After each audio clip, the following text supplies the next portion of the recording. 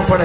अरे तुम्हारे मतलब की तो बात निकल गई, थम आयो लेट, अब असली सौदा तो नौकरी को, और सबसे ज्यादा जरूरत हमें नौकरी की।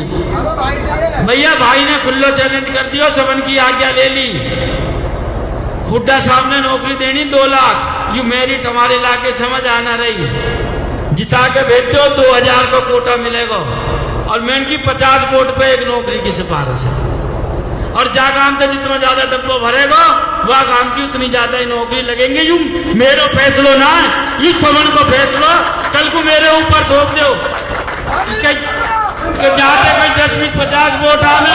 पहले क्या होता था कि पूरे गांव की सरकारी और इलाके की सरकारी को इकट्ठा होकर के लेकर के जाते थे किसी विधायक के पास या मंत्री के पास कि मेरे इस लड़के को जी नौकरी लगवा दो, चाहे क्लर्क लगवा दो या सिपाही लगवा दो।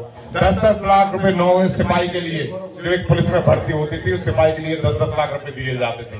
आज चाहे थानेदार लग रहे हैं या एसडीएम लग रहे हैं, कोई भी अधिकारी आईएएस लग रहे हैं, कहीं कोई भी बता दे कि अगर बगैर खर्ची पर्ची के मतलब 1 रुपया किसी भाई ने दिया हो भारतीय जनता पार्टी सरकार में, बगैर खर्ची पर्ची की नौकरी अगर दी है तो हमारी भारतीय जनता पार्टी ने दी है। विधानसभा क्षेत्र के उम्मीदवार हैं, उन्होंने कहा कि हम तो अपने, यदि हमारी सरकार आती है तो हम अपने रिश्तेदारों के घर भरेंगे। नीरज शर्मा भी कुछ ऐसी बात करते हैं कि इतने वोट दोगे तो इतनी नौकरियां देंगे। मुझे लगता है कि उनकी पर्ची और खर्ची की नीयत की वापसी हो रही है। ये बीजेपी की सरकार थी जिन्होंने बिना खर्ची बिना पर्ची के हरियाणा की धरती पर रोजगार देने का काम प्रामाणिकता से किया था, और इसलिए मुझे लगता है कि कांग्रेस की हालत वही है, हाथी के दांत खाने की ओर, दिखाने की ओर।